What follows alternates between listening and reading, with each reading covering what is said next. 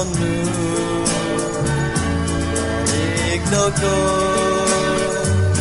Koinganda cho Ivai no Nakata e Kalatizo Kalatizo Tungu moho Nabonu Ikdoko Koinganda cho Itu sapu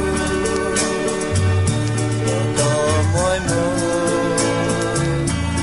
Kalatizo Kalatizo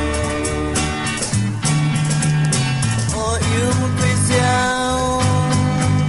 Có thương ba dài nó Nung mô bồ sô đeo Hầu sô ca tàn Đồ miên tông Nhớ mù gà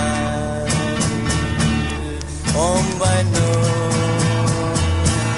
Nung mô bồ Nà vô nụ Izo Ôm mùn xí cô Dô tô mây mô Rồi đi ao Kalatizo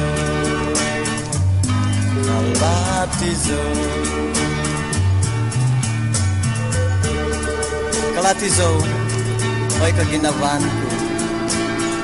Hoy ko Ino ginabon Nga ati Nung kumuhi ko po rin ko Tomoy mo zoe Tuday ki Pahingin daliaw Biso mima Nakay katano Omya mong malubo Kalatizo Omozonu Ikdoko Koinganda cho